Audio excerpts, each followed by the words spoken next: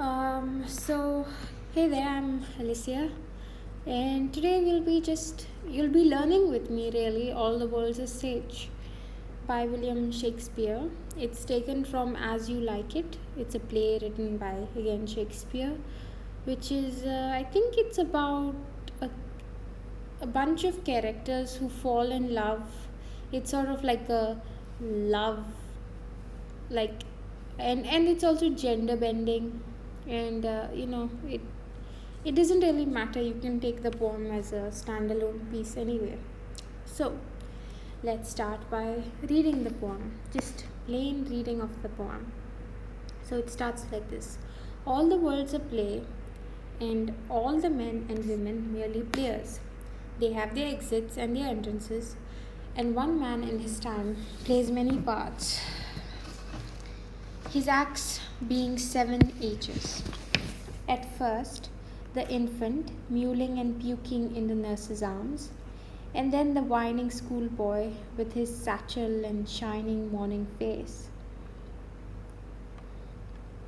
creeping like snail, unwilling to school, and then the lover, sighing like furnace with a woeful ballad made to his mistress' eyebrow.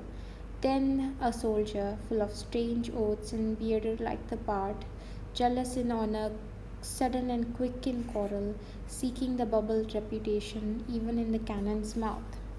And then the justice, in fair round belly, with good capon lined, with eyes severe and beard of formal cut, full of wise saws and modern instances, and so he plays his part.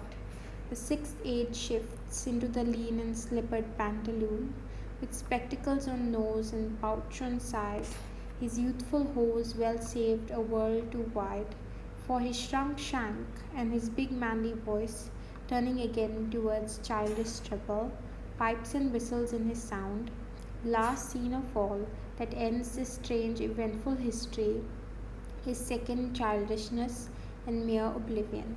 Sans teeth, sans eyes, sans taste, sans everything. So, yes, that is All the World's a Stage by William Shakespeare. And let's start. So, the phrase all the world's a stage, unlike what you may think, it did not exactly originate with William Shakespeare. The idea that the world is like a sort of a drama, and it's a sort of an entertaining thing that's happening, and it's a story that's going on and on and on, or like a drama, is not new. It has been uh, uh, it has been claimed by many philosophers. It has been written down in history in different ways by many other people. Shakespeare just happened to be this person who really concentrated things, and also he happened to be really, really famous, and he literally made the title of this piece All the World's a Stage. So it came to be associated with Shakespeare a lot. That's all. So we move on to the actual poem, and we'll start with the first line. We'll go line by line, okay? So, and this is just like a revision for me for my exam. So, yeah, you're welcome to come here and sit with me and go through this as I am going through it. So we start with the line, all the world's a stage. Fairly straightforward. So Shakespeare is saying all the world's a stage, and all the men and women merely players. So all of us are players, we are all characters, because this is a stage, this is a drama that's unfolding. Our life in itself is a drama that is unfolding, and every one of us is a character. Either we could be a protagonist, we could be the sidekick, we could be the female lead heroine, we could be the maidservant. It doesn't matter. We are all players. We all have a part to play in this play. So, because Shakespeare here is comparing the world to a stage, he's using the same terminology that a playwright would use with respect to the with respect to written dramas and all that stuff. So he says they have their exits and their entrances. So our exit is when we die, and our entrances are when we are born. Okay, so every one of us, it does not matter what big or small character we are, we all at some point come on stage, and at some point we are going to leave the stage. So, and one man in his time plays many parts. So in this peculiar drama called life, you have one man who plays many parts. Like, he just transitions from one part to another quite seamlessly as he ages. It's quite natural to do so. It's like our life cycle is like designed in such a way that, you know, we his acts being 7 ages. So he's talking about the seven parts that he's divided this play into. So this man goes through 7 acts. He comes into this world. Let me read the line. At first, the infant, mewling and puking in the nurse's arms. So first, he comes into this world helpless. He comes into this world as a baby, a child born, okay? And in his nurse's arms, he has absolutely, he comes helpless, and he's weeping and he's crying and, mewling and making all those small baby noises that babies make. And that's how he enters the world. That is the first act of the play of this man's life. After that, the second act is the whining schoolboy with his satchel. So the second act that this character goes through is when he complains about going to school and shining morning face. When we say shining morning face, we are talking about the innocence of the boy. And then we say creeping like snail. So the boy is going to school, he's whining about going to school, he's innocent of any other knowledge, and he's carefree about many things, and yet he's creeping like a snail and going to school. So he's unwilling to school. He really doesn't want to go to school. He perhaps wants to play. He may want to be with children, just playing games, playing in the dirt, doing anything, but going to this rigid institution called school. And when you go to school, it's essentially your introduction into something that will transition you eventually into an adult sort of a world. So when you first go there, you're reluctant because it's nothing like you're actually used to naturally. It's something that's forced upon you. So just as you get used to it, we move to the third act of this play, and that is, and then the lover, sighing like furnace with the woeful ballad. Look at that. You know that he's used the image of a snail in the previous line, and this one he talks about the lover, sighing like furnace. So if you look at a furnace, like a fireplace, the sound of the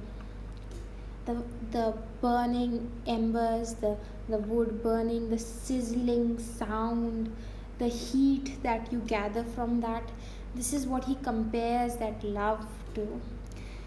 And with a woeful ballad, sighing like furnace with a woeful ballad made to his mistress's eyebrow. So he said he's so full of passion and a slow burning heat within him that he's very romantic. He's a romantic at this age. He's writing a sad song to his mistress's eyebrow. Maybe he's describing her physical features, and he wants to attain the love that she can give him, and so he describes He writes poems, he vents out his passions to her. And that is the fourth act, I suppose, of his life. And then a soldier, full of strange oaths and bearded like the bard. So then he becomes a practical man who is full of strange oaths. He feels he can do anything. He's full of ambition at this point. He's pretty much he's settled in his thoughts for love. So he moves out of the romantic area of his life and he's become a practical man who feels he can do anything. Really, he's practical, but he's also full of the ambitions of youth, and he his beard is like a leopard. It's kind of like thin, not grown, grown in patches perhaps. And yeah, that's and he's jealous in honor. He's very concerned about his reputation. He's sudden and quick in quarrel, so he's very uh, quick to fight with anyone. He's seeking the bubble reputation. So this line, I like this line actually, seeking the bubble reputation.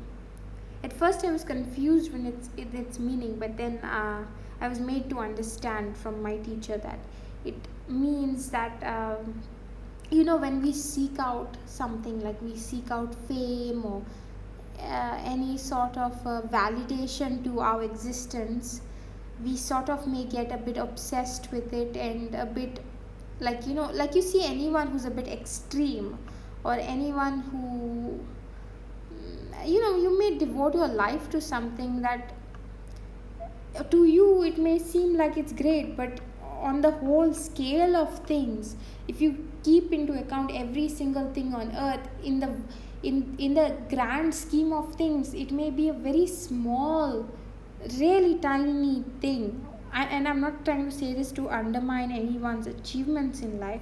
It's just that sometimes we get so caught up in what we are and what we are doing, we don't look at everything else, and we're just in this bubble. And any bubble is just waiting to be popped, right? So and the fact that he used the word bubble here, like a bubble is this, it's like it can be, it's very thin, it may be self-contained, but one prick and that bubble is like burst and it's just gone. And it's very devastating when that happens, I suppose. As temporary as a bubble, yeah. When you give a lot of your energy and time and effort into seeking the type of reputation that is as temporary as a bubble, it's quite a thing. Although it's not a bad thing, this is a part of this man's life. This is an act in his life. So seeking the bubble reputation even in the cannon's mouth. And okay, so even in the cannon's mouth, this is just to have that reputation, just to have those 15 seconds of exhilarating joy, or whatever it is, that achievement that you've done it, you are willing to do anything. You're willing to, it's grand, it's absolutely, you're willing to die for it. The level of devotion that you have to something that's actually very fleeting, that's part of the life cycle, that act of this man's life. So then we move to the next act, and that is, and then the justice. Now when we say and then the justice, we're talking about a logical man, someone who's weighing the good and the bad and then making the decision. So at this age, the man is presumably middle-aged.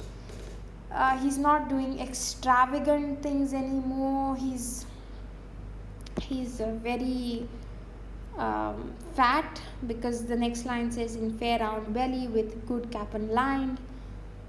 So he's fat here. He's eating a lot of capon lined male chicken. So chicken. He's overeating. That's why he has a round belly. And his eyes are severe and beard of formal cut. So now that he's older and presumably wiser.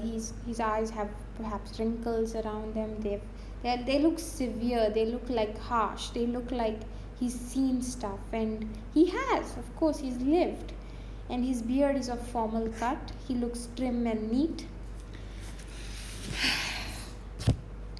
He's full of wise saws, that is, proverbs and sayings and modern instances. He's giving you examples. Maybe he compares the past to the present. Maybe he's looking forward to the future. Maybe he feels like he knows a lot. And so he plays his part. Now we move on towards the end of the poem. The sixth age shifts into the lean and slippered pantaloon. So now the man is aging. He softens up. He's lean. He's thinner than he was when he was younger, because as you age, your body starts to shrink. It's funny. It's kind of like when you are born, you're born small, and then you start to expand, and then we are growing old, we start to shrink again. It's like we're almost going to, if we live and live and live on and on, we're going to shrink and shrink and shrink and turn into a little baby of some sort, like a wrinkled, shriveled up baby, like in Benjamin Button. Anyway, that was a loose thought that has no meaning over here. Anyway, so into the lean and slippered pantaloon. That means that slippered pantaloon, loose trousers. Yes, loose trousers. So his legs used to be really thick and fat, perhaps in his youth. Now the same pants that he wore before perhaps are very loose for him, and with spectacles on nose and pouch on side. So now he's old, wrinkled, and he needs, his eyesight's not as good. He needs all that. His youthful hose well saved a world too wide. So the socks, his youthful hose means the socks that he saved, well saved. He saved in his youth are now very big. They are too wide for his actual ankles because they're so thin. He shrunk. This is alliteration. And his big manly voice, turning again towards childish treble. Now see, they use the word turning again because he's coming back full circle. He started out, mewling and all that. And now again he's going back to childish treble. His voice is itself degrading now. It's losing the quality he had in his youth. It's losing that robustness he had in his prime days. Now his teeth have fallen out, so they say pipes and whistles in his sound. So he loses his teeth. So when he talks, it's like, you've ever heard that song, All I Want for Christmas is My Two Front Teeth? Like the song, so I can wish you Merry Christmas. The way she talks, like that's exactly how it is, except imagine a much older man singing it. So yeah, I mean, it's like it's a physical thing now. His body is giving away. Then last scene of all that ends this strange eventful history, right, is second childishness and mere oblivion. Sans teeth, sans eyes, sans taste, sans everything. Okay, so this is a repetition but anaphora, which means that I forgot what it means. Let's both look up what it means. Oh yeah. Anaphora definition: the deliberate repetition of the first part of the sentence in order to achieve an artistic effect. Oh wow, that's very swell. So that's I guess all of it. I don't really know if there's anything else. So here we have plays many parts, is alliteration. There's a lot of imagery in this poem. I don't know, you can look and just see. Sighing like furnace. Sighing like furnace. What is that? Is that imagery? No. Sighing like furnace. It's an imagery, I guess. Yes. Then quick and quarrel right here is imagery. Then youthful hose is personification. Then shank is personification. Then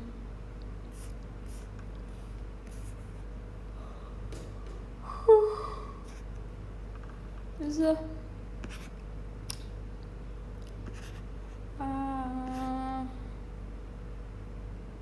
plays his part is also alliteration.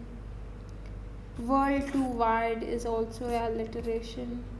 So yeah, that is one I told. I'm not really sure. Shining morning face. I'm not sure what that is. Shining morning. That's just a lot of imagery, I suppose. So yeah, I mean that's it from me. I don't really. If there's anything else you need to tell me that would help, please tell me, because I'm no expert. I'm just revising my notes. Okay, so now we're going to talk about antithesis. So antithesis is two contradictory ideas. For example, love and hate is antithesis. Antithesis, for God's sake. Then we have oxymoron, which is two contradictory terms. For example, original copy. Then we have paradox, which is self-contradictory. For example, India is a rich country of poor people. So what my teacher said was, the best way to learn something like terms and stuff is to look up examples. So I'm going to do that now. And you know what? This is Learning with Alicia. See you some other time, I guess. Bye. Take care. If you want, subscribe to the channel, because it might encourage me to. But then again, it's up to you. Like, I'm going to put up videos anyway, I suppose. Not really sure if I will, but no pressure on me, right? So yeah, bye. Take care. And have a nice day, I suppose.